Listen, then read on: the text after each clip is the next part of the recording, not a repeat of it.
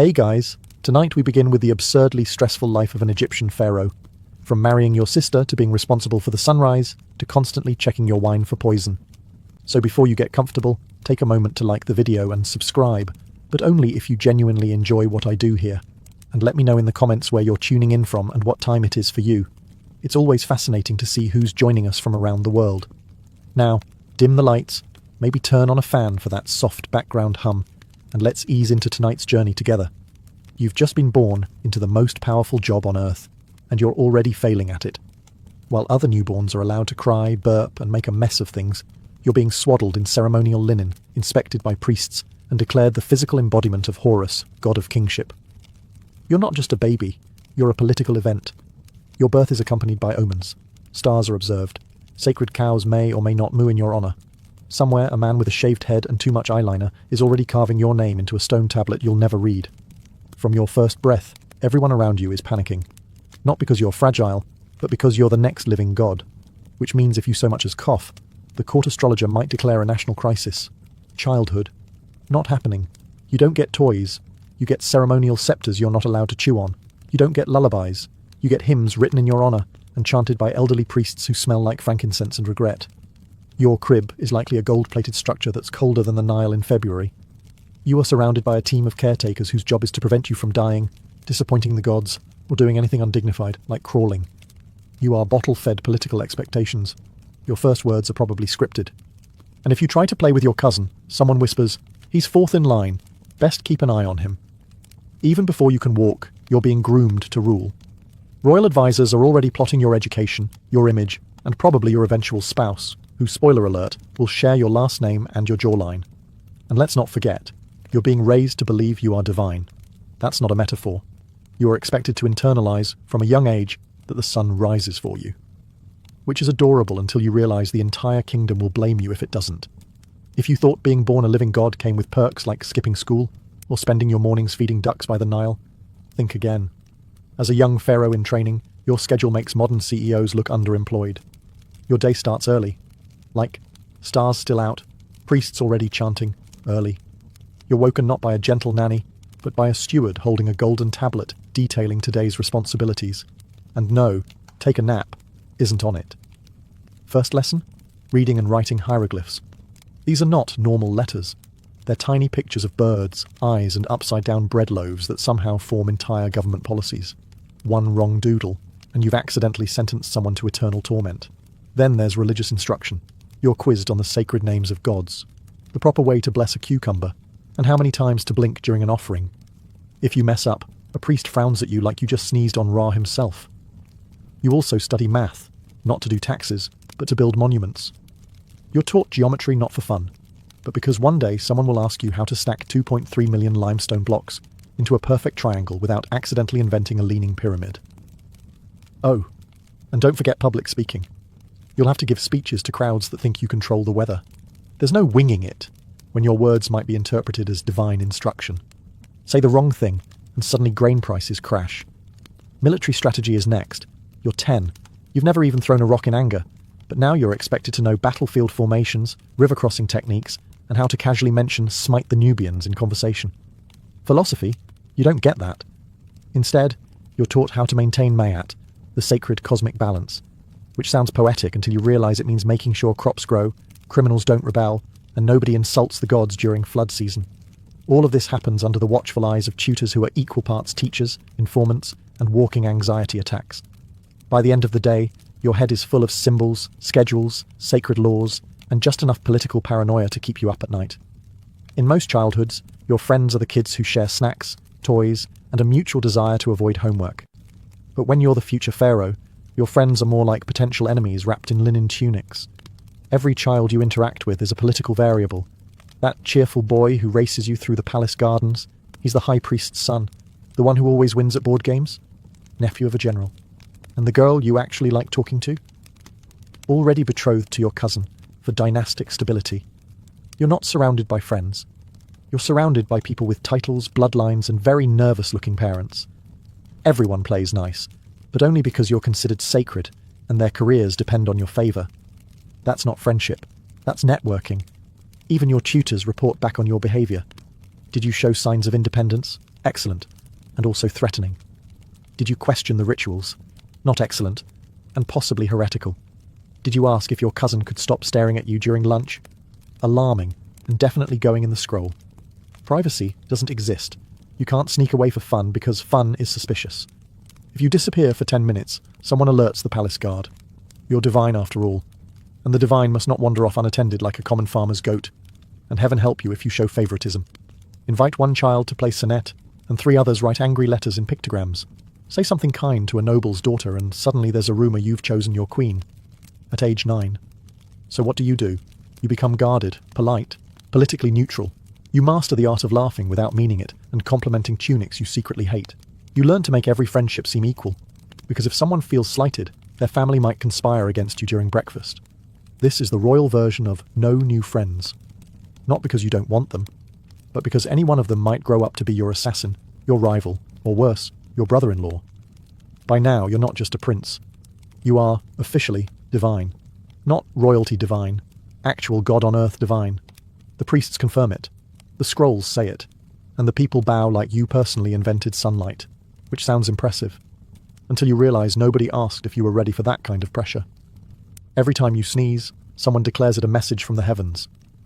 Every step you take is ritualized, and every mistake you make must be carefully explained in a way that doesn't imply the gods are clumsy or forgetful. But here's the kicker. While everyone calls you Horus on Earth, you still stub your toe, still get pimples, and still get stomach aches from too many figs. Divine? Maybe. But not immune to bad digestion. The contradiction is staggering. You're taught you're all-powerful, yet you can't leave the palace without 5 guards, 3 priests, and a chariot procession. You supposedly control the floods of the Nile, but if you trip over a cat, someone starts whispering about bad omens. You're also expected to maintain Mayat, the divine balance of the cosmos. It sounds poetic, until you realize it means you're personally blamed if there's a drought, a riot, or a mildly disappointing harvest. And of course there are rituals. Constant, exhausting rituals. You must speak in special divine phrases. You eat sanctified food. You participate in ceremonies where you have to pretend to defeat evil using props and heavy golden objects while sweating in a linen tunic. Privately, you might feel doubt, maybe even boredom. But you can't say that, because saying, "I'm not sure I'm a god," is the fastest way to cause a theological meltdown, or get replaced by a cousin who is sure. So you smile. You bless statues. You wave from balconies. And you quietly wonder how many gods before you also secretly hated this job. Because here's the truth. Being a god wasn't liberating. It was a full-time performance with eternal consequences. You were expected to be perfect, mystical, and celestial, even on days when all you really wanted was to eat a pomegranate in peace. And no one warns you that the higher they place you, the lonelier it gets at the top of Mount Divine Expectation. So, puberty has arrived. Your voice cracks, your body's changing, and just when things couldn't get more awkward, your advisors slide in with a scroll and a smile announcing, "It's time to choose a wife, preferably your sister." Yes, your sister. In the noble tradition of keeping the bloodline pure, a term that here means genetically risky, you're now expected to marry a close relative. Your aunt, your half-sister, your cousin. All perfectly acceptable options, according to dynastic politics and zero genetic counselors. Romance? Irrelevant. Personal preference. Not part of the ceremony. This is about optics. You're divine, she's divine, and nothing screams divine legitimacy like holding hands at your wedding with someone who also shared your wet nurse. Meanwhile, the palace is buzzing. Court officials are debating which relative is the least related, like it's a riddle from the gods. The priests are thrilled. The bloodline stays heavenly.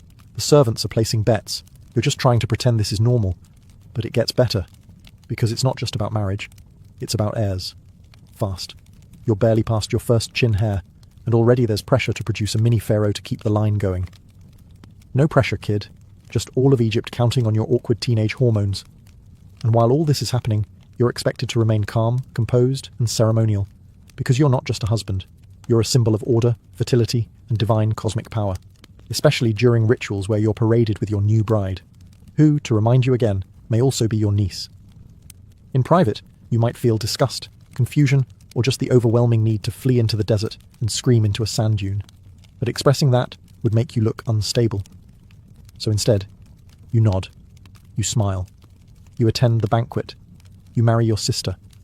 and you convince yourself that it's for the good of the realm. Because what's a little inbreeding when the fate of Egypt depends on you producing a suitably godlike heir who may or may not have 3 elbows? This is royal puberty, sponsored by genetics, politics, and denial. And the only thing more twisted than the family tree is pretending it's all completely divine. You've finally been crowned pharaoh. Time to enjoy the glory, right? Not quite. First, they glue a fake beard to your chin with beeswax and strap a cobra to your forehead. Congratulations. You now look like a very anxious statue with back pain.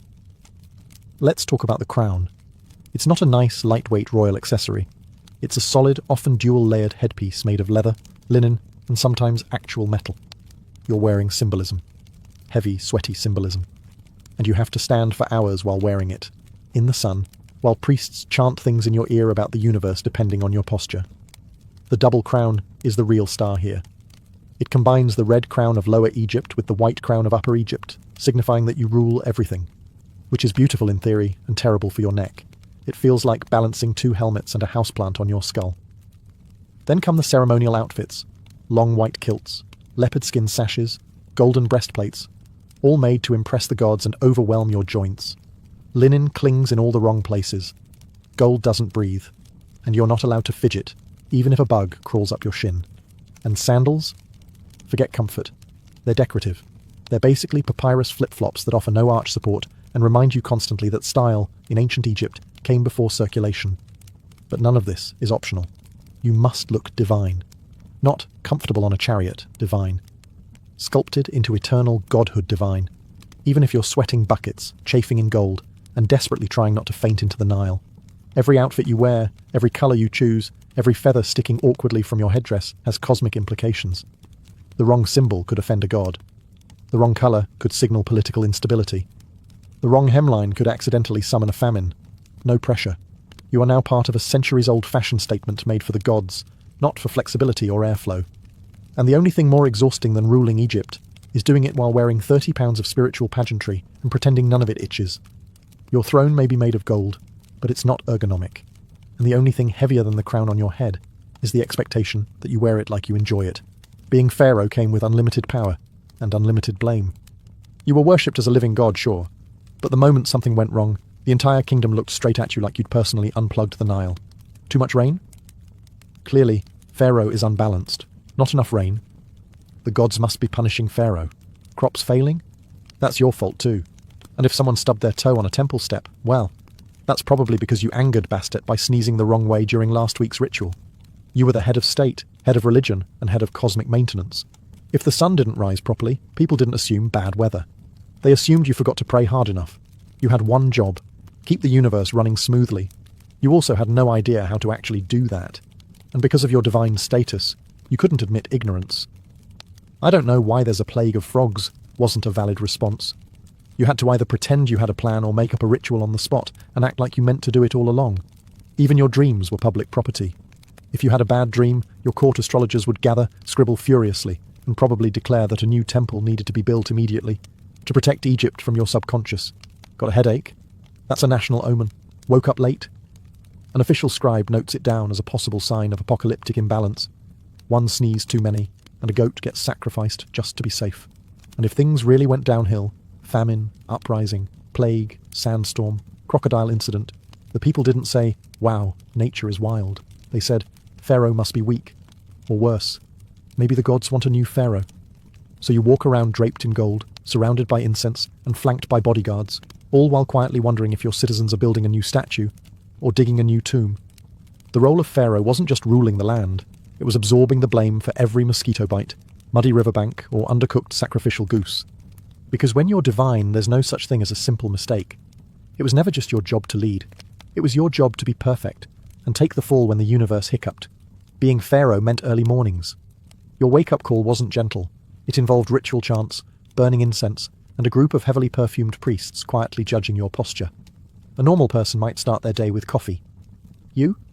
You start by being ritually purified with water from a sacred pool that's probably colder than the afterlife. Then, it's straight into wardrobe.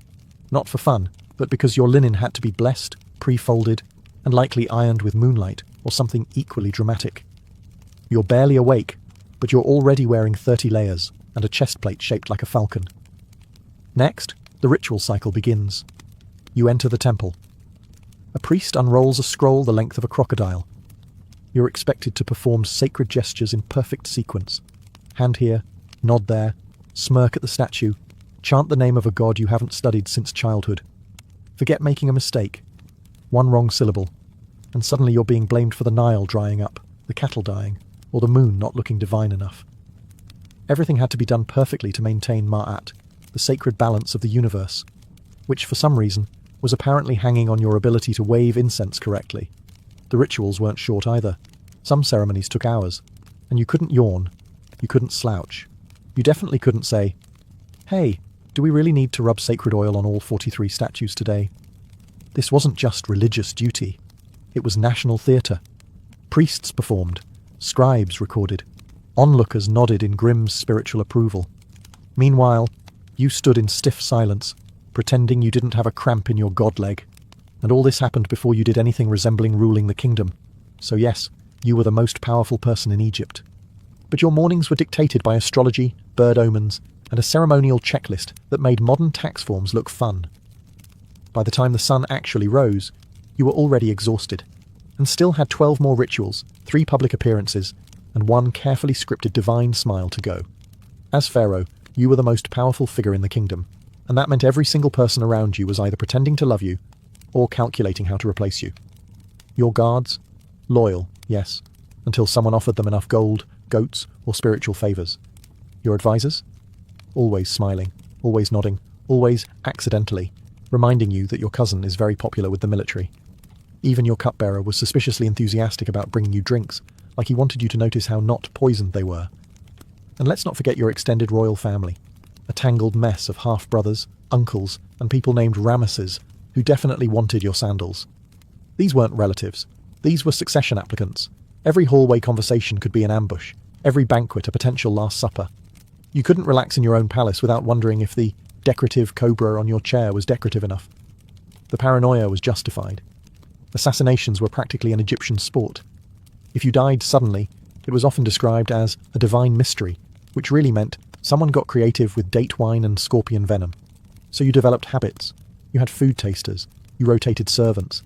You changed your daily routine at random, not because it helped, but because at least it made betrayal slightly inconvenient. And sleep? Good luck. You rested in a guarded room with triple-locked doors, a ceremonial dagger under your pillow, and a guard you only half trusted, standing at the entrance practicing his best "I didn't do it" face. But the most exhausting part wasn't avoiding death. It was pretending you didn't know it was coming. You had to stay calm, divine, and unbothered, because showing fear meant weakness, and weakness meant opportunity. Every glance, every handshake, every well-timed compliment could be part of someone's rise to your throne. And if you made the mistake of trusting the wrong person, well, you wouldn't have to worry about politics anymore. Being pharaoh wasn't about ruling, it was about surviving, in a palace full of people who bowed during the day and sharpened knives at night. As pharaoh, you were expected to be many things: divine, wise, unshakably composed, and incredibly photogenic in 40-degree heat, while wearing a gold chestplate and a smile that didn't suggest imminent collapse. Egyptian public life was built around ceremony, long, elaborate processions through streets packed with people who loved you, feared you, or just came for the free bread. You stood in chariots waving like a deity on parade while secretly wondering if passing out was considered a bad omen. The outfits didn't help. You were decked out in elaborate robes, glinting jewellery, symbolic sceptres, and a ceremonial headdress that trapped heat like a portable oven.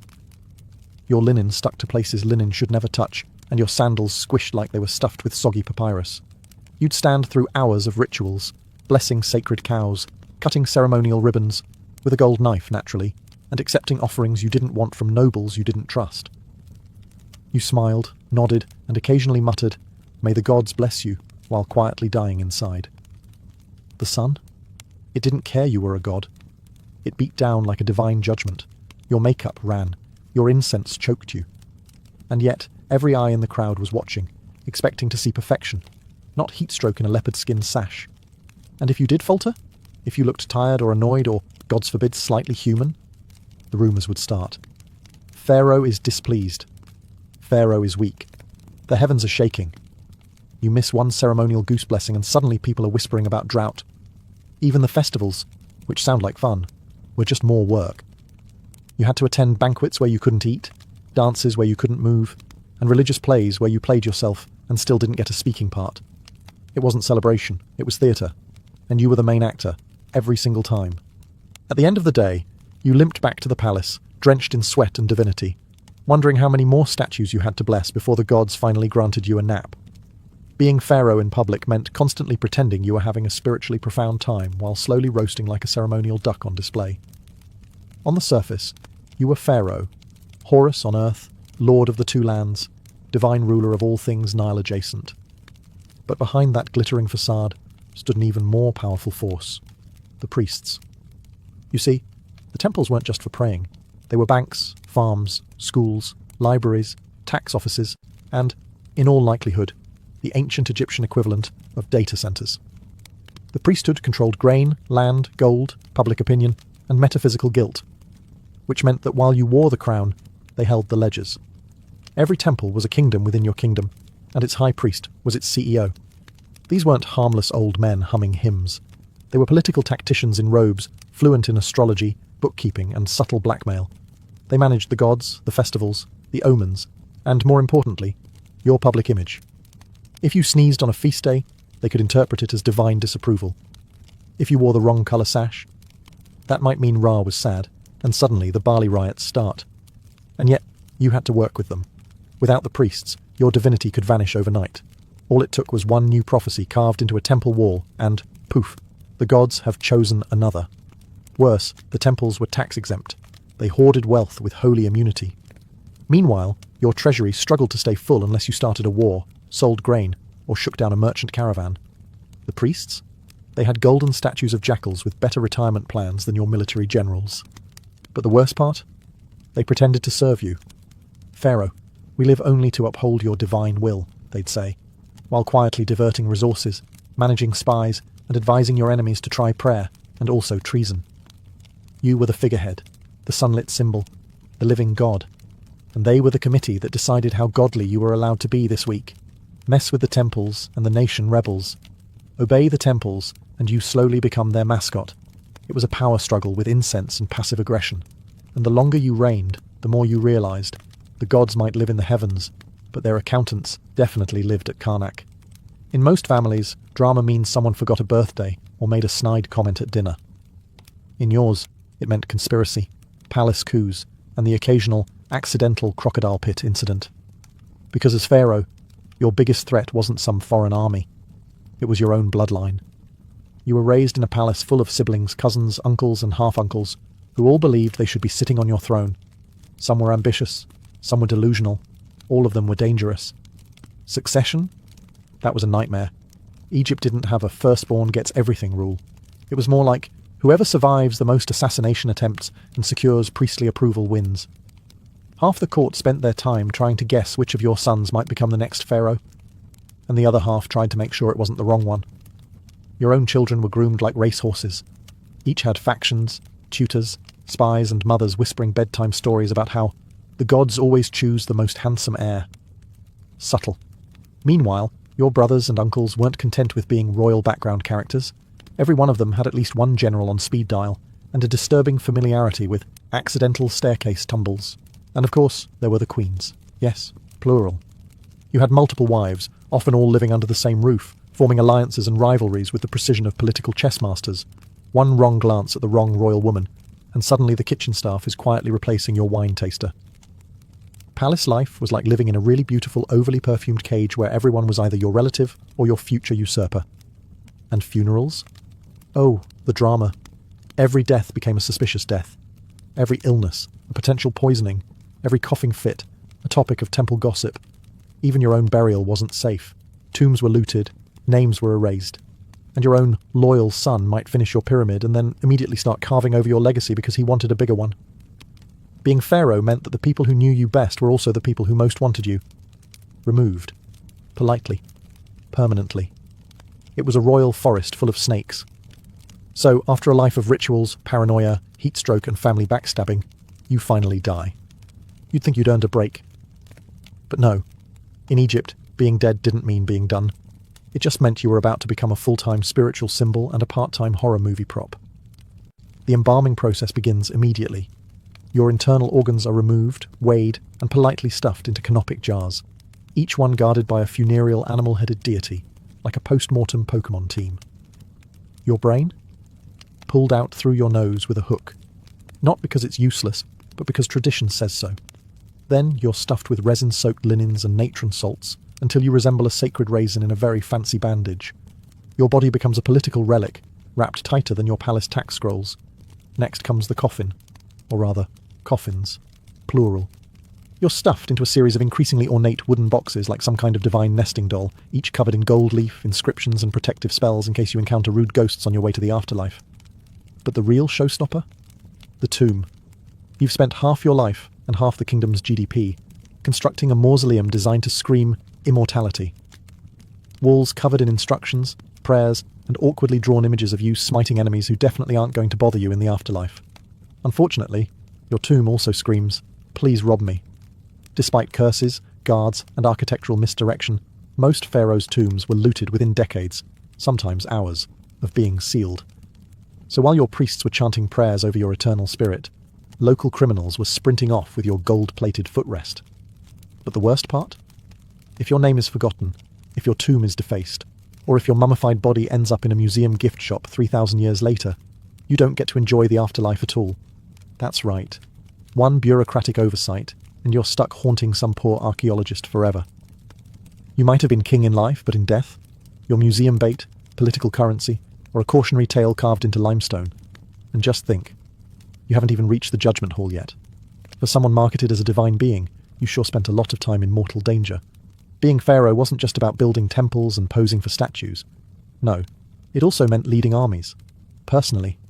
As in, grab your war chariot, strap on a bronze sword, and go smite some foreigners before breakfast.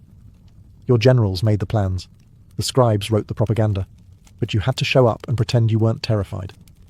Because divine authority only worked if people saw you physically leading the charge, even if you had absolutely no idea how to hold a spear without looking like you were trying to pick up laundry. And forget hiding in a tent like some medieval king. You were expected to ride at the front of the formation, waving a ceremonial axe and shouting your divine catchphrase, usually something like, "The gods will crush you," while silently hoping the enemy didn't have better archers this year. Even if the battle went well, you couldn't win quietly.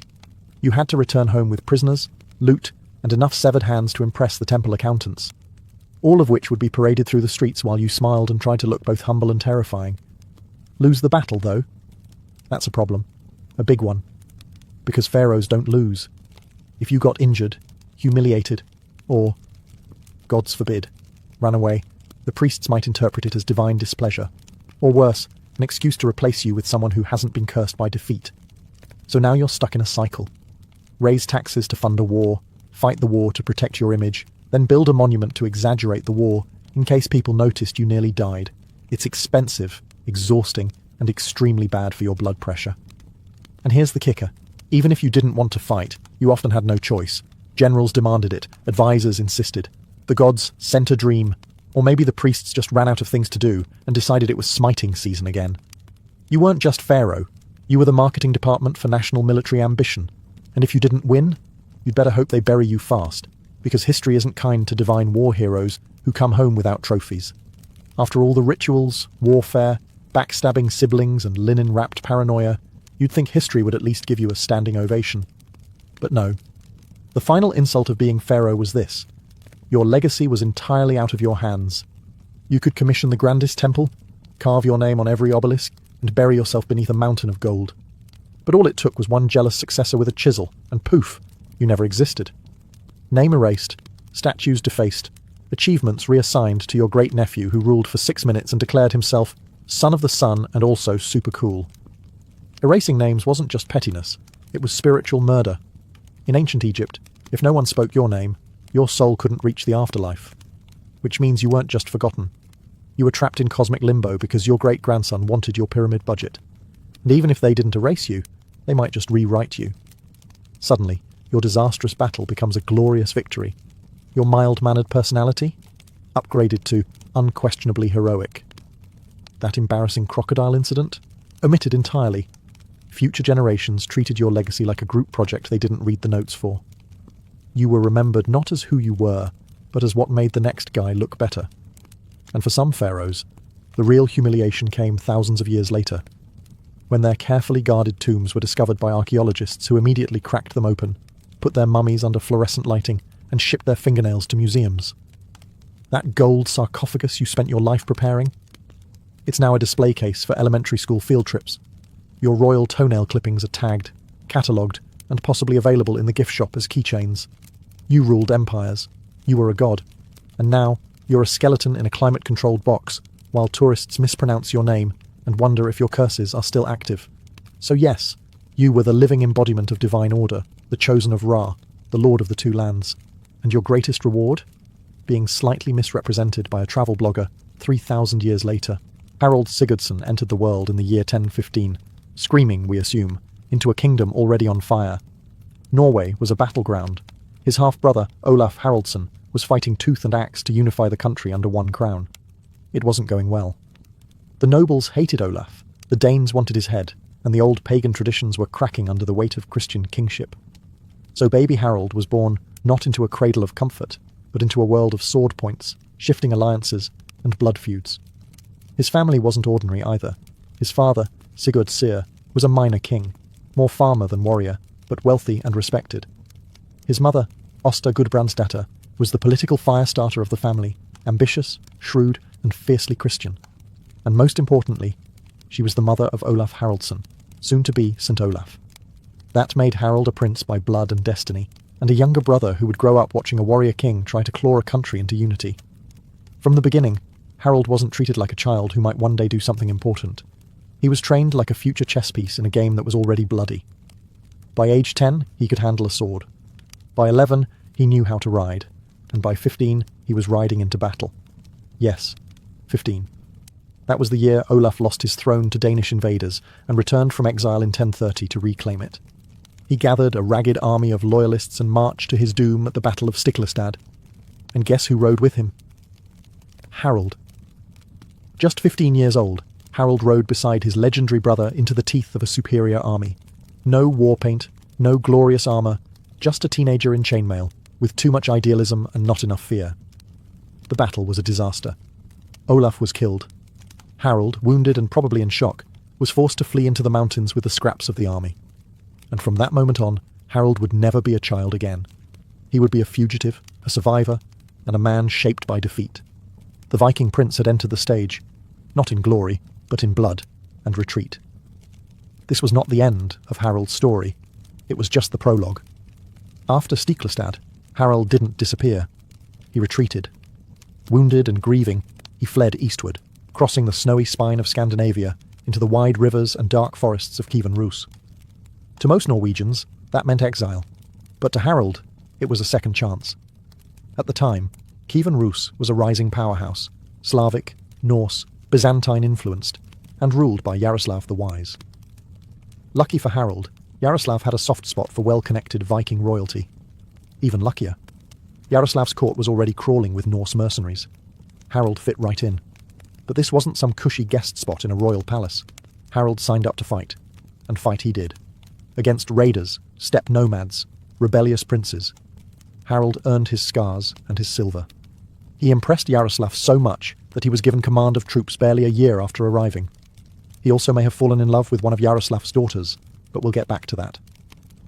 The young Viking's reputation grew. He was tall, fierce, and clever with tactics. While most warriors charged headlong into battle, Harald flanked, feinted, and waited for his moment to strike. If you were under his command, you learned discipline. If you faced him, you learned regret. By now, Harald had matured into something far more dangerous than a desperate teenage prince. He was an operator, a warlord in exile, with no throne, no homeland, and no master. But Russ's wasn't where Harald planned to end his days. It was a forge shaping the iron. He wanted more. And so, in the late 1030s, Harald turned his gaze southward, to Constantinople.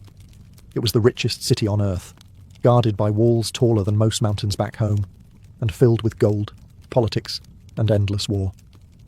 The Byzantine emperor needed soldiers. Harald needed a kingdom. A deal was waiting. So he left Yaroslav's court and travelled to the city the Norse called Miklagard, the Great City. He wasn't going as a pilgrim. He was going to join the most elite mercenary unit of the medieval world, the Varangian Guard. This wasn't just a career move, it was an invasion of the Byzantine Empire, from the inside, and Harold was about to become one of the most feared swords in their arsenal. When Harold reached Constantinople in the early 1040s, he entered a world that made even the wealthiest Viking jarls look like peasants. The great city gleamed with domes, mosaics, silken secrets. This was the beating heart of the Byzantine Empire, and Harold wanted a piece of it. He joined the Varangian Guard, an elite unit made up mostly of Norse and Anglo-Saxon mercenaries. Their job? Guard the emperor, fight his wars, and keep a very sharp axe handy in case things got political. Harold wasn't just another brute with a beard. He rose fast. His height, his cunning, and the sheer ferocity of his fighting style turned heads. He didn't just survive in Byzantium, he thrived. Over the next few years, Harold Hardrada became a living storm. He fought in Sicily against Arab rebels. He battled pirates in the Aegean. He marched through Anatolia, crossed into the Holy Land, and even reached as far as Jerusalem, where, legend says, he bathed in the River Jordan and made a vow to someday rule a kingdom of his own. But Harold wasn't just swinging a sword. He was watching, learning, plotting. Byzantine politics were a viper pit. Courtiers, generals, and eunuchs all stabbing each other in the back with a smile. And while Harold couldn't out-scheme the palace elite, he could outlast them.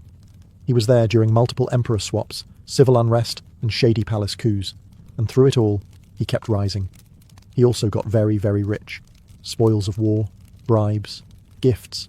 Some say he even stashed treasure in Constantinople to collect later. He wore silk, not fur, gold, not bronze. This wasn't the Viking boy who fled Stiklestad. This was a seasoned warrior with more Byzantine polish than most Greek courtiers. But Harold was never going to be content guarding someone else's throne. And when the emperor began to see him as a threat, just another ambitious foreigner with too much gold and too many friends, Harold decided it was time to leave. He escaped Byzantium the way he'd survived everything else, with a combination of nerve, muscle, and sheer Viking stubbornness. He'd spent nearly a decade fighting for emperors. Now he would fight for himself. His next stop? Home, Norway. And this time, he wasn't coming back to beg. He was coming back to rule. By 1045, Harold Hardrada was done being anyone's hired sword. He returned to Scandinavia, a battle-hardened warlord, glittering with Byzantine gold, trailing exotic mercenaries, and carrying enough battlefield experience to make most kings look like amateurs. But Norway wasn't exactly rolling out the red carpet. At the time, Norway already had a king, Magnus the Good, the illegitimate son of Harold's half-brother, St. Olaf. Magnus had been holding the throne reasonably well. He was young, popular, and had united both Norway and Denmark under his rule. But what he didn't have was Harold's experience, Harold's wealth, or Harold's ambition. So Harold did what any self-respecting Viking power player would do. He hired an army. Using his Byzantine treasure hoard, Harold recruited fighters from across Russes and Sweden. Then he struck a deal with Svein Estridsson, Magnus's rival in Denmark. Harold would help Svein reclaim Denmark, and in return Svein would help Harold challenge Magnus for Norway. It was a messy, medieval bromance based entirely on mutual hatred and longboats, but Harold didn't actually need to invade. Magnus, sensing a bloody civil war in the making, made a surprising move. He offered to share the throne with Harold. It was a power-sharing deal that was never meant to last. The two co-ruled Norway with all the tension of a forced marriage between a peaceable king and a returning war machine. It was like trying to split a crown between a monk and a lion. And Harold wasn't the monk. In 1047, just 2 years into their uneasy arrangement, Magnus died suddenly. Some say illness, others whisper poison. Harold didn't waste time mourning. He seized the throne of Norway without blinking and made it crystal clear. He was now sole king. But he wasn't satisfied. He wanted Denmark too. And so began nearly 2 decades of war between Harold and Svein Estridsson. Raids, battles, skirmishes. Harold hammered Danish coasts with the same energy he once brought to Arab fortresses. He burned towns, seized ships, and left no village unplundered. Yet he could never quite hold the land. Denmark resisted. Svein survived. And the throne remained out of reach. Still, Norway was his, and Harold ruled it like a man who had spent 20 years fighting for the right to wear a crown. But he hadn't forgotten about England. And soon, his eyes turned west. By the late 1040s, Harold Hardrada sat on the throne of Norway, not just as a warlord turned king, but as the last true Viking monarch. He ruled with the discipline of Byzantium, the ferocity of Rus, and the ambition of a man who had never forgotten what it meant to lose. His rule was anything but gentle. Harold raised taxes, centralized power, and crushed dissent. Nobles who opposed him either bent the knee or vanished. He used his wealth to maintain a standing army and a fleet, an unheard-of luxury for Norwegian kings of the time. He built churches, minted coins, and made it clear Norway wasn't some northern backwater anymore. It was a real kingdom, with real teeth. But Harold's idea of kingship was medieval realpolitik. He wanted loyalty, but only after obedience. He wanted peace, but on his terms. If a local chieftain challenged him, Harold sent troops. If peasants protested taxes, they met swords. He wasn't a tyrant, he was just Viking royalty with imperial instincts. And the Norwegians, frankly, didn't know what hit them. Still, his reign wasn't all steel and fire. Harold was also a man of culture. He wrote poetry, often about himself, naturally, and supported skalds who immortalized his deeds in verse. He maintained trade routes across Europe and even re-established contacts with the Byzantine court, just in case his treasure stash needed revisiting. He also never stopped warring with Denmark. Every summer, like clockwork, he'd launch a new raid, sailing down to Danish shores, torching villages, taunting Svein Estridsen, like an annual reminder that he still had a score to settle. These campaigns were less about conquest now and more about pride. Harold couldn't let go, and Svein refused to die. But even Harold knew he was getting older. By the early 1060s, he started grooming his son, Olaf Kyrre, for the throne. He probably expected to rule a few more decades, retire into legend, maybe die in his sleep surrounded by gold and loyal warriors. But then came 1066, the year England exploded into chaos. Edward the Confessor had died without an heir. Competing claims flooded in, and Harold, grey at the temples but still sharp as a spear, saw his last great chance. He didn't just want Norway or Denmark anymore. He was coming for England. 1066 wasn't just a year. It was the year. The kind that turns a king into a legend or a corpse. And Harold Hardrada, nearing 50, but still built like a bear, was about to roll the dice one last time. Edward the Confessor, King of England, had died childless. The throne was up for grabs. Harold Godwinson claimed it. William of Normandy prepared to invade. But then, from the icy north, came Harold. Because why not? He had a half-baked claim through an old deal with the Danish king Knut, who once ruled England. Did it make sense legally? Not really. But in Viking logic, a claim plus an army equals a throne. And Harold brought an army. He allied with Tostig Godwinson, the bitter exiled brother of Harold, England's new king. Tostig promised English support. Harold promised steel. With around 300 longships and over 10,000 warriors, he sailed across the North Sea, just like Viking ancestors had done for centuries. Only this time, it wasn't a raid. It was a full-scale invasion. In September 1066, he landed near the Humber and advanced toward York. The English weren't ready. At the Battle of Fulford, Harold crushed a hastily assembled force under the northern earls. The gates of northern England opened. York surrendered. The old Viking magic was back. Harold was confident. This wasn't Byzantium's twisted politics or Denmark's stalemates. This was raw conquest. He set up camp at Stamford Bridge, demanding hostages from the region. And then, surprise. Harold Godwinson, the English king, had force-marched his army north from London in under a week. He arrived at Stamford Bridge on September 25th, catching Harold's forces completely off guard. Many of Harold's men had left their armour behind, expecting negotiations, not a battle. What followed was brutal. The Vikings fought fiercely, but they were outmanoeuvred, outnumbered, unprepared.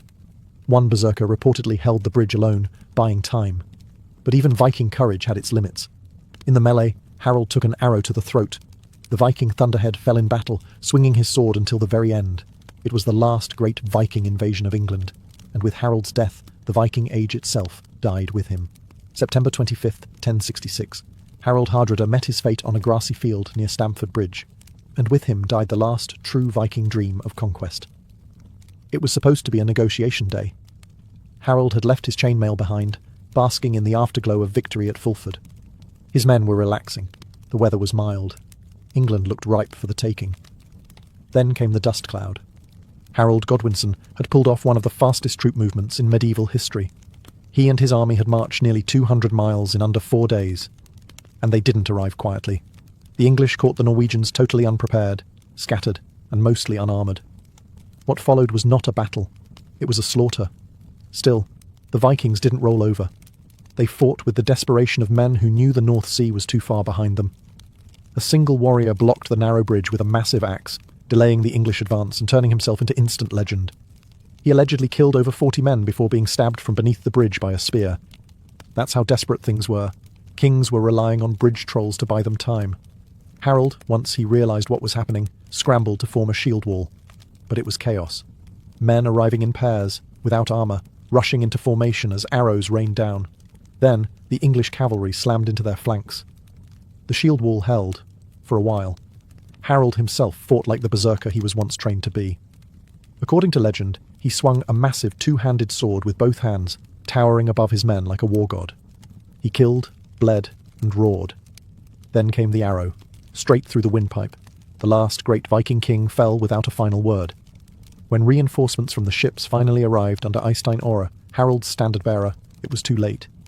They found the field littered with corpses. Eystein himself died in what became known as Ore's Storm, a doomed counterattack that ended in more Norse blood soaking English soil. Out of Harold's massive fleet of 300 ships, only 24 were needed to carry the survivors back to Norway.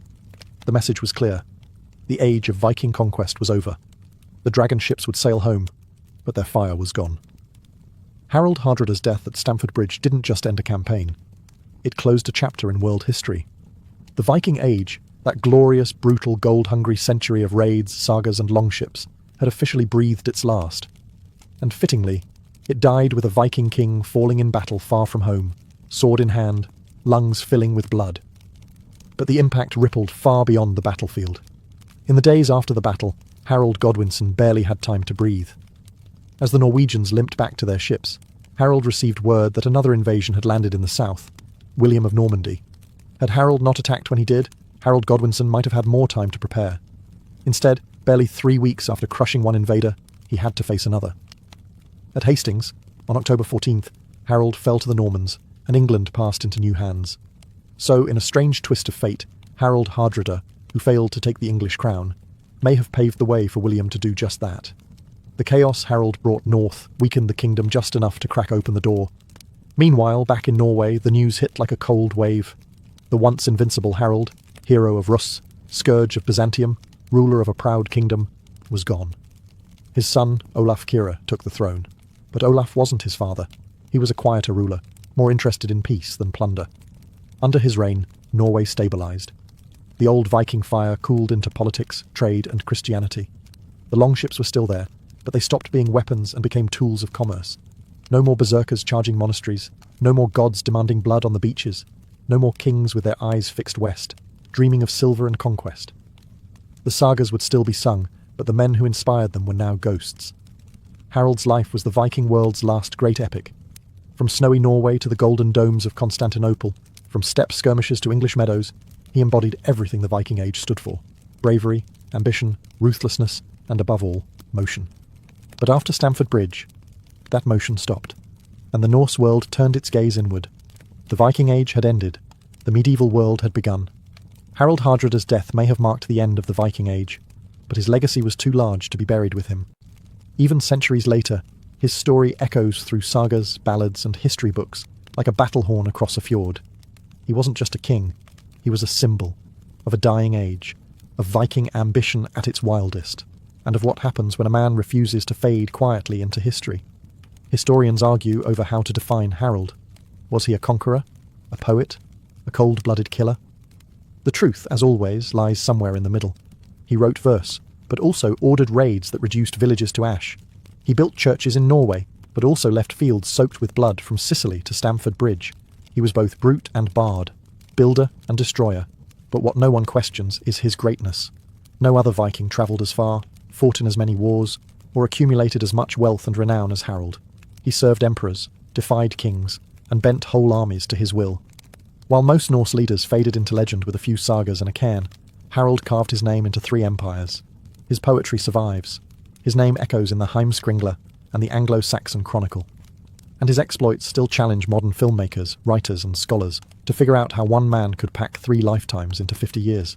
Even the name Hardrada, meaning hard ruler, speaks volumes.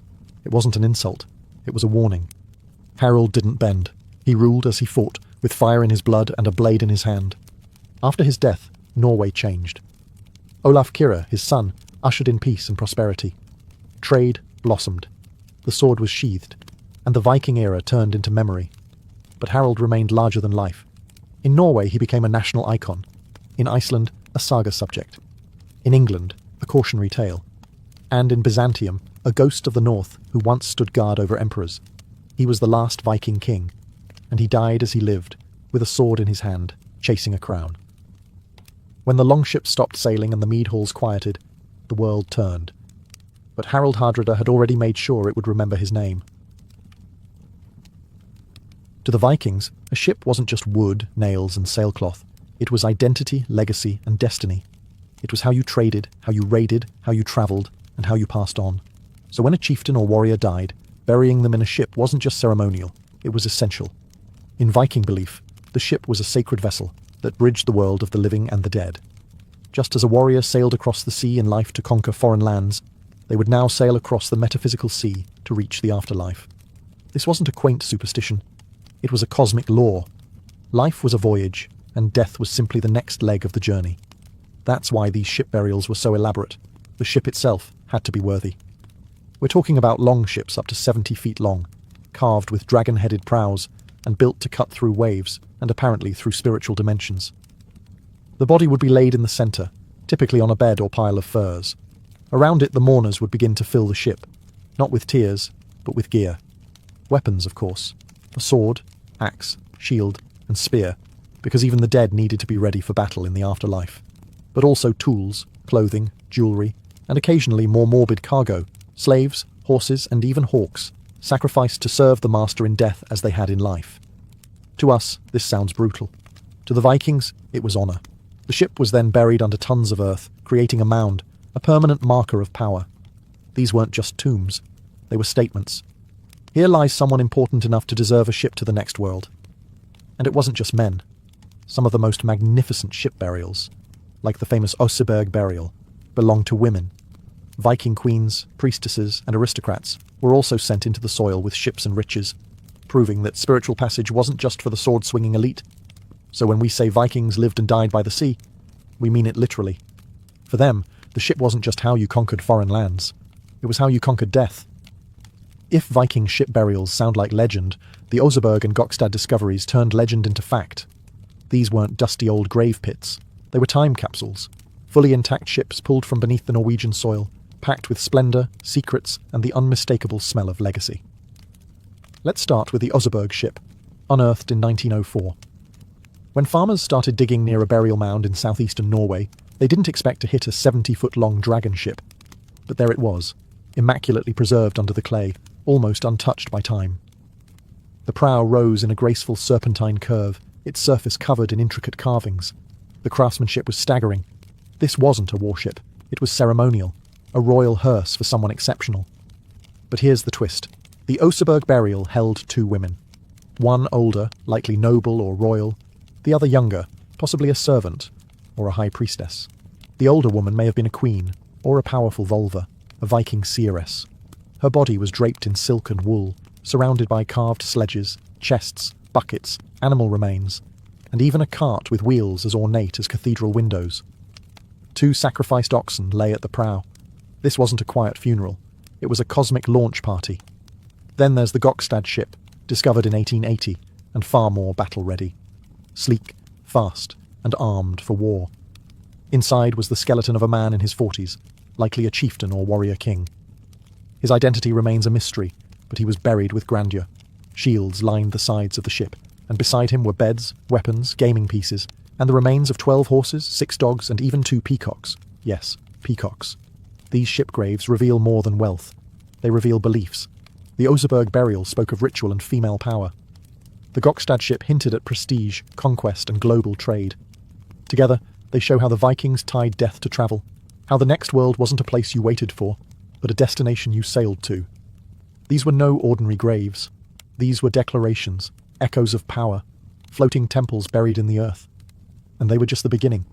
A Viking funeral wasn't just a sombre goodbye. It was a spectacle, a powerful, theatrical rite of passage designed to launch the dead into the next world and make sure the living never forgot their name. And ship burials? They were the main event. It all began with the body. The deceased wasn't just placed on a pile of wood like an afterthought. Their body was washed, dressed in fine garments, silk if available, embroidered wool if not, and often adorned with jewellery or symbols of status. In some cases they were even posed as if peacefully asleep, cradling weapons or seated upright in a ceremonial posture. Then came the rituals, and this is where things got a little blood-stained.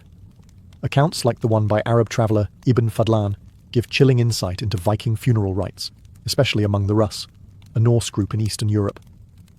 In one account, when a chieftain died, a slave girl volunteered, or was selected, to join him in death. Over days, she was treated like royalty, washed, dressed, paraded. Then at the funeral, she was sacrificed, strangled and stabbed in a grisly ceremony involving chants, drums, and alcohol-fueled ecstasy. Animals weren't spared either. Horses were slaughtered to carry the soul. Dogs, hawks, and even cows were offered as companions or guardians. In rare cases, boats were surrounded by ringed stone circles, believed to symbolise the boundary between worlds. As for the ship, it wasn't always buried intact. Sometimes it was burned, set ablaze and pushed out to sea in a flaming farewell that lit the night sky. Other times it was placed in a dugout pit and covered in stones or earth to form a burial mound. The choice depended on status, location, and sometimes sheer practicality. Burning a longship wasn't cheap. These funerals weren't just religious. They were political. A massive burial was a public show of power. This was no ordinary man, the message went. This was someone whose death shook the earth, and whose journey to the gods deserves thunder. The ship burials were violent, beautiful, and deeply spiritual. They weren't sending the dead away. They were launching them like stars into eternity. Thanks to Hollywood, most people picture a Viking funeral the same way. A blazing longship drifting out to sea, flames licking the sky, while stoic warriors watch from the shore. It's cinematic. It's dramatic. It's also mostly fiction. So what's the truth? The reality is that ship burials, not burnings, were far more common in the archaeological record. Burial mounds like Oseberg, Gokstad and Thun show longships carefully placed in the ground, loaded with grave goods, and covered with soil or stones. These weren't one-size-fits-all either. Some ship graves were massive and extravagant, others were simple and modest. But the key was preservation. The ship wasn't destroyed, it was transformed into a tomb. So where does the burning come from? That fiery farewell comes mainly from literary sources, like the Icelandic sagas and foreign eyewitness accounts. For example, Arab diplomat Ibn Fadlan describes a Russ's funeral where a chieftain's ship was set on fire with the body and sacrificial victims inside. But even that example is complicated. It might not have been a full ship, but rather a symbolic structure shaped like one. It's possible that ship burnings did happen, especially in regions where burial wasn't feasible or where fire held symbolic weight. A cremation at sea would make sense if burial land was limited, or if the person was meant to join the gods in dramatic fashion. But from an archaeological standpoint, burned ship remains are extremely rare. In truth, the idea of a burning ship may have been as important as the act itself. Fire was sacred to the Norse. It purified. It transformed. A flaming ship wasn't just spectacle. It was a spiritual engine, sending the soul through smoke to the gods above. But burial had advantages. It preserved legacy. It left a physical monument, something the living could return to. A mound was a marker, a memory in earth, and that mattered in a society where honour, lineage and saga were everything. So, which was real? Both. But buried ships left the bones of history behind. The flaming ones? They left only legend and smoke. Forget the stereotype of Viking women waiting at home, weaving by the hearth. In death, just like in life, Norse women could command awe, fear and ceremony. And nowhere is that clearer than in the ship burials of Viking-age women, especially those that rivaled, and sometimes outshone, their male counterparts. The Oseberg burial remains the most striking example. Unearthed in 1904, it housed not one, but two women, one older, one younger, laid to rest in one of the most lavish Viking ships ever found. The ship itself was a masterpiece, sweeping curves, carved dragon heads, and planks fit for a king. But this wasn't a warrior's grave. It was a queen's, or possibly a vulva. A vulva was a seeress, a sorceress, a prophetess who walked the line between worlds. And the grave goods in Oseberg, wands, staffs, and mystical animal remains, hint at ritual and magic. If the main figure was indeed a vulva, then the burial honoured not just political power, but spiritual authority. In Norse society, that could be just as influential as swordsmanship. And then there's the sheer wealth. Sledges, carts, textiles, tapestries, imported silks, ceremonial beds, and sacrificed animals, all packed around these women, as if they were being sent not just to the afterlife, but to continue ruling it. Other graves across Scandinavia confirm this pattern. The Gausel Queen, buried near Stavanger, was laid to rest with gold jewellery, imported bronze vessels, and fine riding gear. Her grave radiated status. The Ladby ship also showed signs of high-status female interment, and scholars still debate whether some warrior graves, complete with weapons, belong to women. DNA evidence from a grave in Birka, Sweden, suggests that one high-ranking warrior buried with a full arsenal was biologically female. So what does this tell us? That in Viking culture, women could hold power and take it with them. Whether as aristocrats, queens, priestesses, or shield maidens, they weren't excluded from the ship burials. They were centered in them. They didn't just accompany kings in death. Sometimes they were the kings. When a Viking was buried in a ship, they didn't go alone. They were sent off with grave goods, a curated collection of the objects they might need, want, or deserve in the afterlife. But this wasn't just about swords and silver. These ships were packed like time capsules, giving us a strange and fascinating window into Viking life and Viking death. First, the weapons.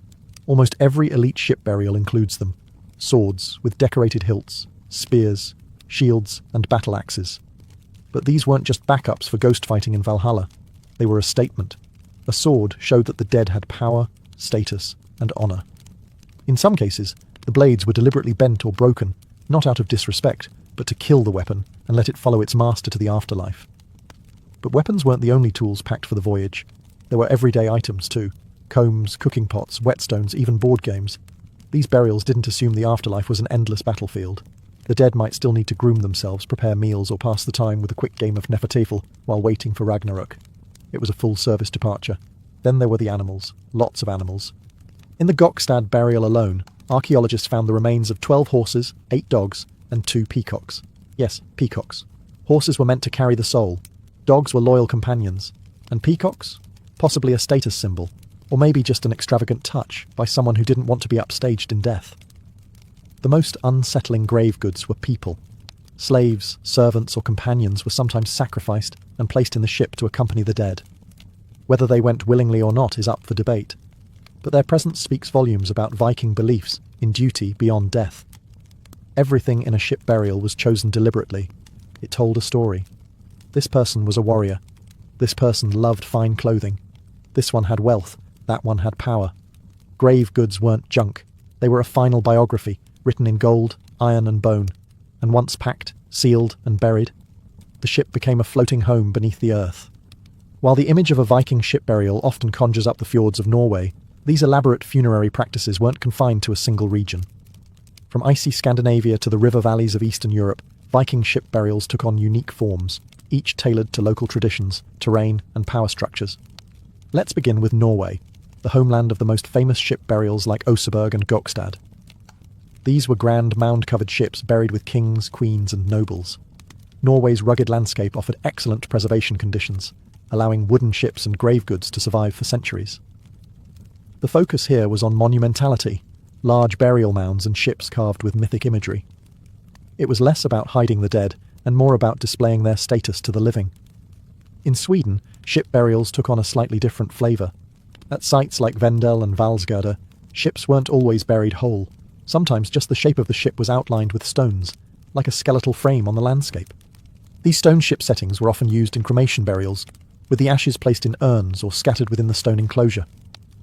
The Swedes embraced a hybrid of fire and stone, powerful symbolism without the need for massive earthworks. Then there's the Russ, the Norse-descended warriors and traders who settled along the river routes of modern-day Russia, Ukraine and Belarus. The most detailed account of their funerary customs comes from Ibn Fadlan, who witnessed a dramatic ship-burning ceremony along the Volga River. While archaeological evidence of full ship burials in the east is rarer, boat-shaped cremation mounds and grave goods echo the same core values: a journey, a transition, and a spectacle.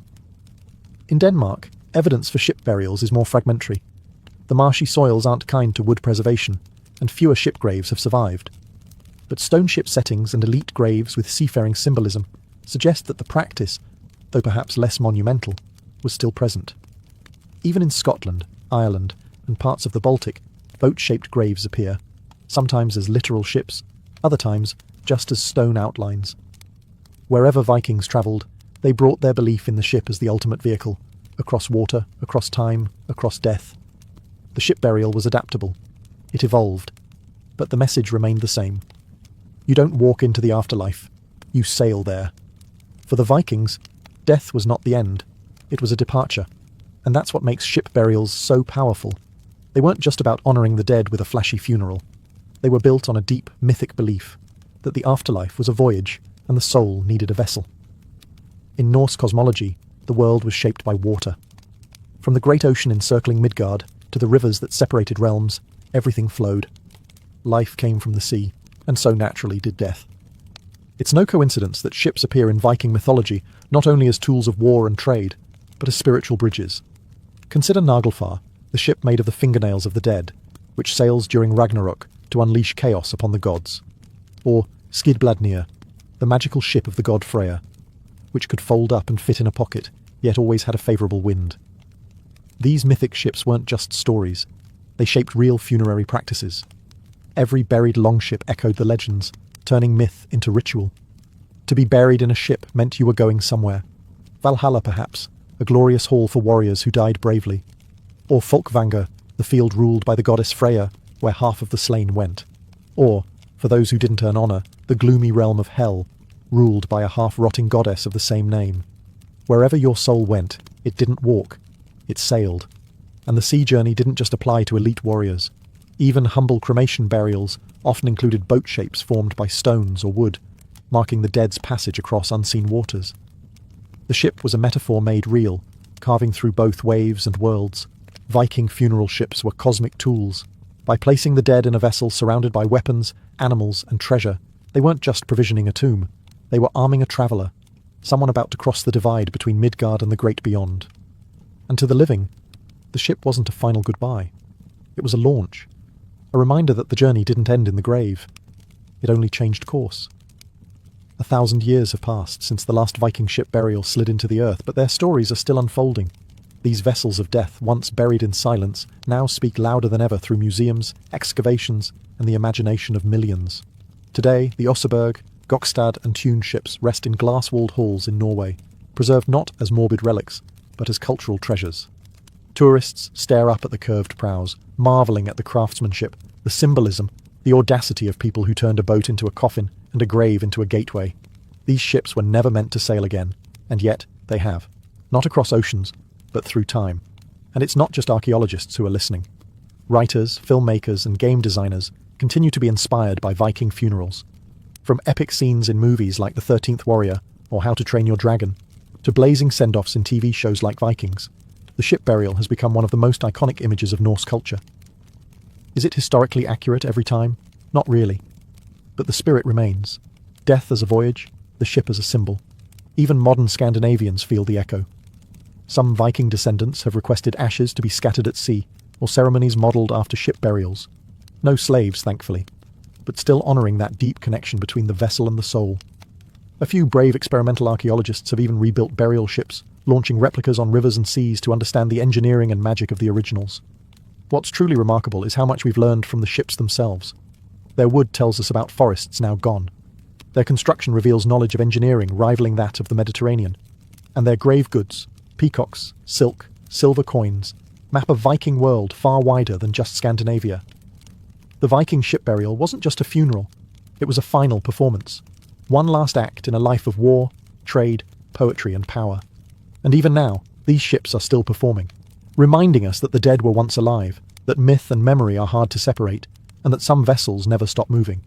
They just sail through different seas. Courtly love wasn't about marriage, procreation, or building a stable home.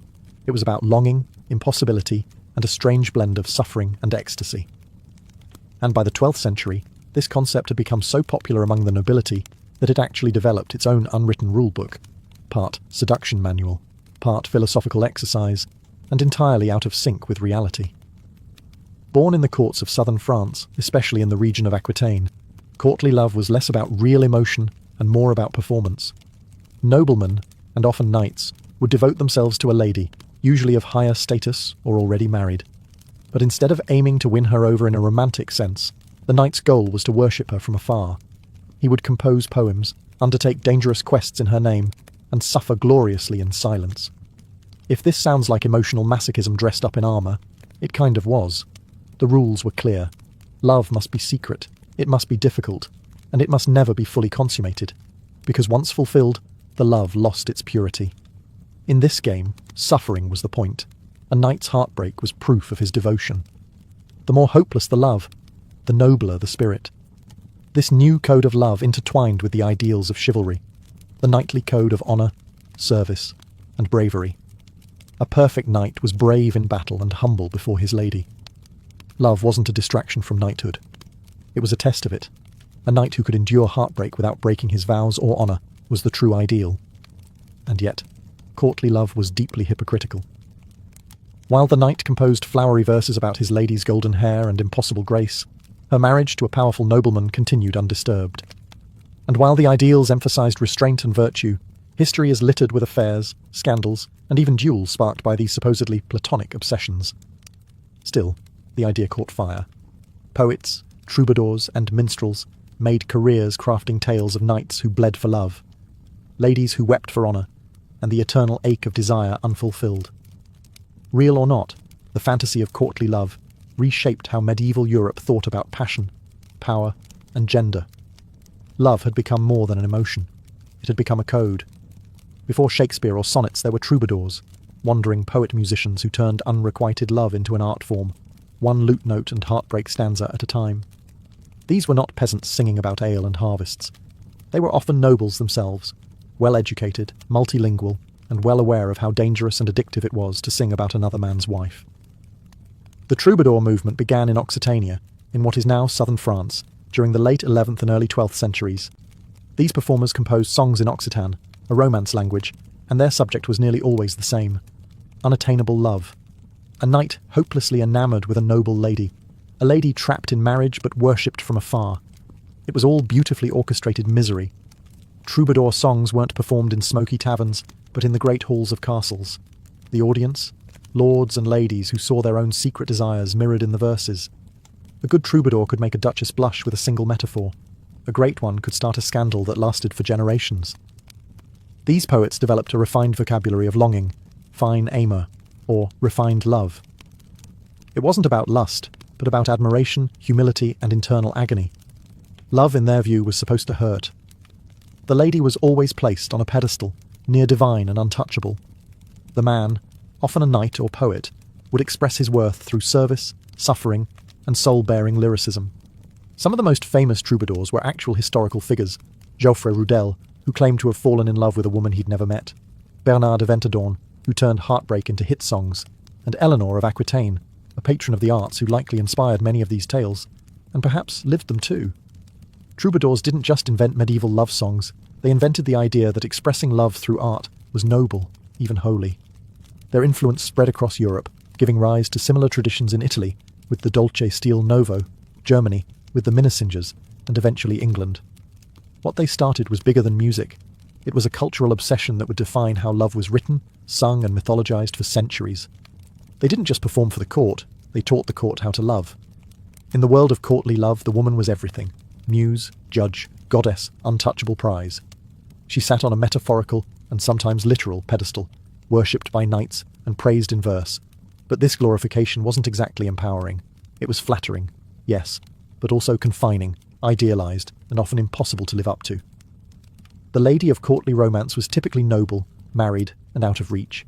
And that was the point. The more unattainable she was, the more pure the love seemed. Her beauty was described in impossibly poetic terms: skin like ivory, eyes like stars, hair like woven gold. But these women weren't described as real individuals. They were more like living symbols, meant to inspire devotion and suffering in equal measure. For men, this idealization offered a noble excuse for emotional vulnerability. A knight could weep, sigh, or write poetry without being seen as weak, because his love for this lady was considered sacred. For women, however, it was a trap. They were expected to inspire love without ever acting on it. They had to maintain their grace, dignity, and virtue at all times, while being watched, desired, and sometimes stalked by persistent suitors armed with ballads. Occasionally, the lady held real power in these dynamics. In some tales, she was the one setting challenges, commanding loyalty, or even testing her knight's devotion. But this power was almost always symbolic.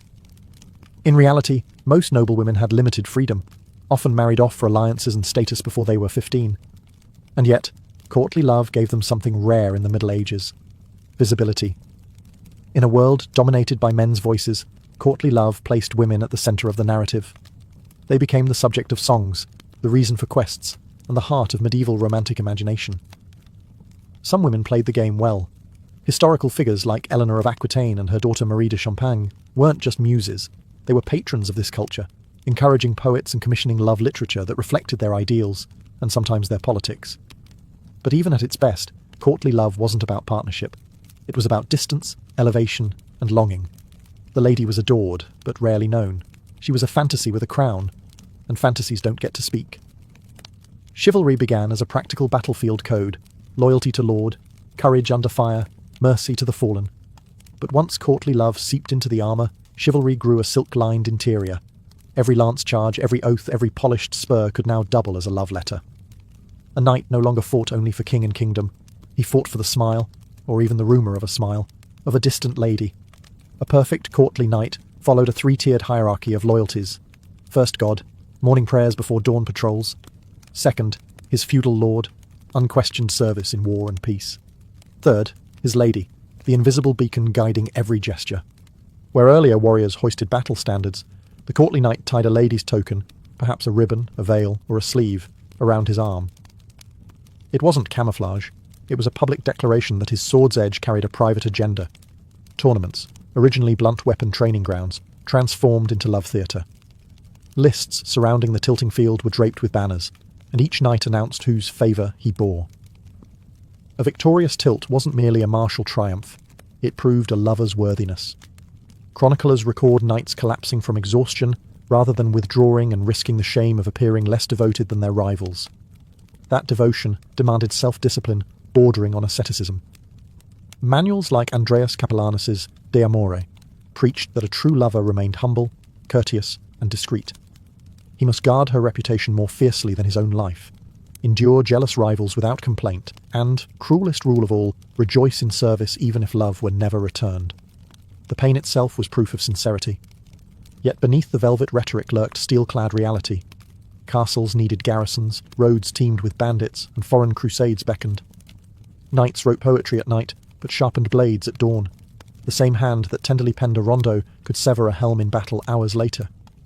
Medieval commentators noticed the contradiction, but that paradox was the point. The greater the contrast between brutality and tenderness, the nobler the knight. Of course, real hearts complicated the code. Secret trysts happened, scandals erupted, reputations shattered. But the ideal remained tantalizing. A harmony where courage met courtesy, where a warrior's strength bowed to a lady's grace. For a medieval audience drowning in wars and arranged marriages, that ideal was intoxicating. Thus, chivalry, armoured in iron yet perfumed with longing, became the operating system of aristocratic romance. Fight hard, love harder, preferably from a respectful poetic distance. Every code invites a breach, and courtly love, so obsessed with secrecy and yearning, practically begged for real-world transgression. Beneath the airy verses and tournament pageantry simmered flesh and blood temptation. When fantasy stepped off the parchment, it ignited some of the Middle Age's juiciest scandals. Take Peter Abelard and Heloise. Abelard was Europe's rock-star philosopher, Heloise his brilliant teenage student. Their relationship began like a textbook courtly romance, secret lessons turning into poetry and stolen glances, until it became very real, very physical, and very public. The fallout was brutal. A furious uncle, a clandestine child, a forced marriage, Abelard's infamous castration, and both lovers ending their days in separate monasteries, composing letters that dripped equal parts theology and heartbreak. Courtly ideals promised ennobling devotion. Reality delivered mutilation and lifelong penance. High politics weren't immune either. Eleanor of Aquitaine, doyenne of troubadour culture, was whispered to have entertained flirtations aplenty, most notoriously with her uncle Raymond of Poitiers during the Second Crusade. Whether true or not, the rumours helped poison her marriage to Louis VII and reshaped the map of Europe when she married Henry Plantagenet. Love songs could topple thrones. Even royal daughters weren't safe. The Tour de Nesle affair of 1314 saw 3 French princesses accused, thanks to a servant's gossip, of adulterous rendezvous in a Parisian tower. 2 marriages were annulled. Alleged lovers were flayed and hanged. The disgraced women spent years in convent prisons. Chivalric rhetoric praised female virtue. The justice system had iron chains waiting when virtue cracked. Then there were the quieter tragedies. Nameless ladies banished to remote castles for exchanging letters. Knights forced onto crusade as penance for suspicion of dalliance. Abbots preaching sermons that compared a wandering heart to a rusted sword. The church never outlawed courtly love outright, but ecclesiastical courts issued plenty of fines for inordinate familiarity. Proof that passion, however poetically packaged, still breached canonical law. What these episodes reveal is the tension at the core of chivalric romance, a celebration of illicit desire coupled with a rigid social order determined to punish it. The same society that applauded a knight's size expected him to stop short of consummation. When vows slipped, reputations burned, sometimes literally. Thus the dream of refined devotion collided with the hard stone of medieval power. Courtly love could inspire poetry, yes, it could also wreck lives, and every scandal only sharpened the allure of the next whispered liaison, because nothing fuels a romance like the promise of ruin. If troubadours composed the soundtrack of courtly love, medieval authors provided the big-budget cinematic universe. Beginning in the late 12th century, writers like Chrétien de Troyes took the raw material of longing, secrecy, and knightly angst and forged the first blockbuster romances, prose and verse narratives where love was not a subplot, but the engine of destiny. Enter King Arthur's court, a fictional laboratory for every chivalric dilemma. In Lancelot, the Knight of the Cart, Chrétien unveiled the ultimate courtly triangle: the flawless Queen Guinevere, her duty-bound husband Arthur, and the peerless but fatally smitten Sir Lancelot. Lancelot performs impossible feats, crosses a sword-blade bridge, defeats entire armies, yet his greatest trial is emotional, loving a woman he can never openly claim. Chrétien packed the tale with all the rules of fine amour, secret meetings, symbolic tokens, and the ever-present threat of ruin. Readers went wild. Knights suddenly wanted to be Lancelot, except for the lifelong adultery headache. Arthurian romance spread like wildfire across Europe. In Germany, Wolfram von Eschenbach gave us Parzival, where the hero's spiritual maturation is inseparable from his respect for chaste love. In England, later poets stitched together sprawling cycles, the Vulgate cycle, the post-Vulgate, and ultimately Sir Thomas Malory's 15th century Le Morte d'Arthur, which sealed Arthurian tragedy into Western canon. Love as glory, love as downfall. Not all literary romance wore plate armour. Around 1230, Guillaume de Lorris began The Romance of the Rose, an allegorical dreamscape where the beloved rose is locked inside a walled garden, and every courtly virtue, humility, courtesy, pity, takes human form. 4 decades later, Jean de Meun continued it, adding biting satire that mocked clerics, nobles, and the very love code readers adored. The poem became the Middle Ages' most owned bestseller, copied in hundreds of manuscripts and debated in university halls. Was it moral handbook or bawdy parody? Yes. These texts did more than entertain. They standardized the language of yearning. Metaphors, love as service, the beloved as shining light, jealousy as a dungeon, became clichés precisely because bards and lovers alike borrowed them wholesale. Even real courts used romances as etiquette manuals: how to bow, speak, flatter, despair correctly. Literary romance thus performed a sly double act. It celebrated the ideals troubadours praised, bravery for love's sake, while simultaneously exposing their contradictions.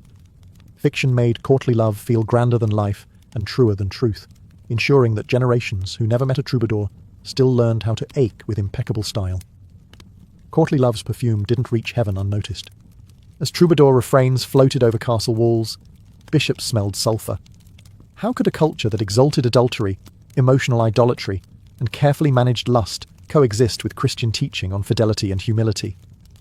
Spoiler: it couldn't, at least not without a holy tug-of-war. Preachers struck first. By the early 13th century, sermon collections like Jacques de Vitry's Exemplar warned congregations of knights who rode to tournaments for a lady's ribbon and returned with a ticket to damnation. The Dominican Stephen of Bourbon labelled troubadours peddlers of vanity, whose songs corroded both chastity and social order. Moralists coined the term amour dérêlé, disordered love, to separate proper marital affection from the poetic, fever-sweeping court halls.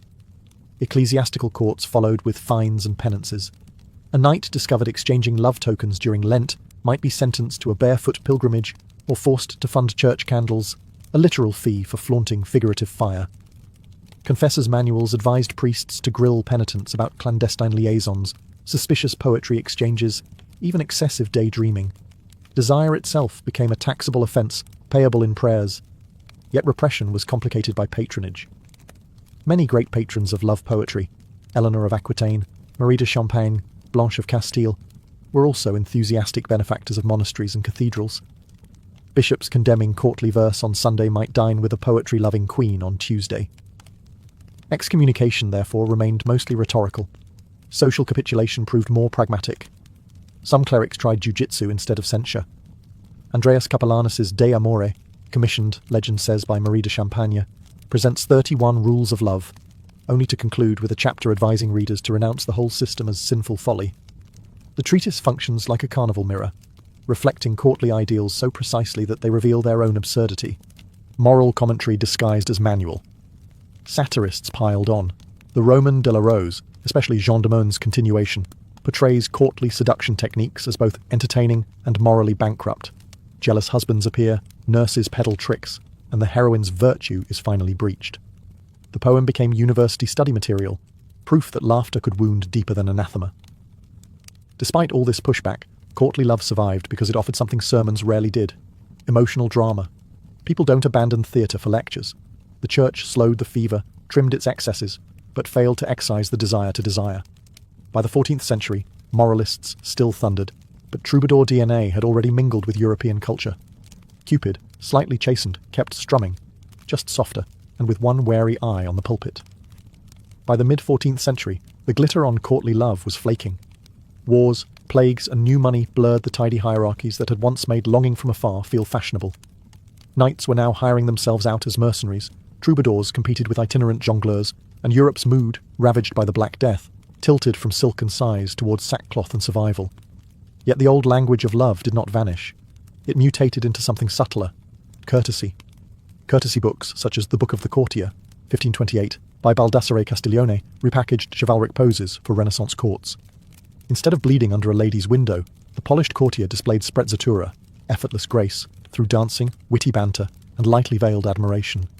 Yearning remained, but desperation became gauche. Love was still a game.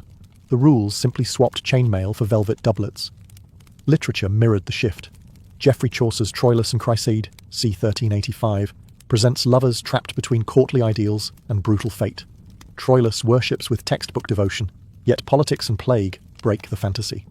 Later in the Canterbury Tales, Chaucer pokes fun at knights whose rhetoric outshines their ethics, signalling that audiences now found equal pleasure in parody. Printing presses amplified change. Where hand-copied romances had circulated among elites, cheap chapbooks spread love templates to merchants and artisans. Ballads about the nut-brown maid or Sir Aldingar condensed centuries of chivalric angst into compact, hum-along tragedies. Love talk became mass culture, less refined, more democratic, and increasingly coloured by earthy humour. Meanwhile, real politics complicated flirtation. In France and Burgundy, courts of love, mock tribunals where ladies judged amorous disputes, gradually faded as central monarchies grew wary of aristocrats using romantic pageants to forge cliques. Kings preferred loyalty oaths over love odes, yet vestiges endured. Tournaments kept awarding ladies' favours. Young nobles still learned lute chords to serenade balconies. Heraldry manuals maintained that a knight might bear a heart aflame on his shield for a maiden's honour. Even the emerging genre of Valentine's Day poetry, first recorded in the 15th century, echoed courtly vocabulary of service, secrecy, and sweet pain. Thus, courtly love never truly died. It shed its armour, slipped into silk, and strolled into the Renaissance disguised as refined etiquette. The dream of ennobling desire proved too intoxicating to abandon, so Europe rewrote the script, softening its tragedies and selling its tropes to every social stratum. Love was still a ritual. The stage sets just changed. Courtly love faded as a social practice, but its DNA threads through Western romance like gilt ink on vellum. When the Renaissance traded chain mail for satin, Petrarchan sonneteers simply recast the unattainable lady as Laura, and Shakespeare turned the trope inside out, making Juliet equal partner to her awestruck Romeo. The suffer in silence ideal morphed into the grand gesture, balcony speeches, secret letters, roses tossed beneath moonlit windows, medieval rituals in Elizabethan costume. The Enlightenment mocked chivalric excess, yet still prized sensibility, the sweet ache of unspoken longing. Jane Austen's heroines might scoff at knights, but Darcy's silent devotion to Elizabeth echoes Lancelot's mute adoration, only now tempered by moral accountability and mutual respect. Romantic-era poets cranked the pathos to 11. Byron's She Walks in Beauty would feel perfectly at home recited before a 12th century duchess. Victorian etiquette manuals re-weaponized courtesy. Calling cards, chaperoned dances, even the language of flowers all owe debts to medieval symbolism, tokens signifying devotion while maintaining the fiction of restraint. When the industrial city replaced the castle, love still required choreography, and society still judged lovers by their mastery of coded signals. Cinema inherited the pageant.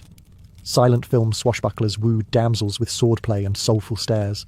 Hollywood's golden age polished the archetype into tuxedos and ballroom gowns. Every rom-com that hinges on a single kiss after 90 minutes of tension is reenacting the central premise of courtly love. Anticipation is sweeter than consummation. Even superhero sagas keep the flame alive. Think of Spider-Man swinging across skyscrapers just to leave a rose for Mary Jane. The battlefield changed, not the devotion. Digital culture, paradoxically, revives the medieval distance. Online fandoms idolize celebrities they will never meet, composing fan fiction as troubadours once composed cansos. Emoji hearts and reaction gifs replace lute chords, yet the dynamic is identical. Exalted beloved, yearning admirer, endless scroll of unfulfilled desire. Meanwhile, shipping wars mirror tournaments of old, minus the lances. Critics call these patterns artificial, even toxic, and they can be. Courtly love always balanced on the edge of obsession. Yet its endurance proves humans still crave narrative frameworks for passion. Rules, quests, symbols, drama. We may say we want realistic love, but ticket sales suggest otherwise. The dream persists because it flatters both emotion and imagination.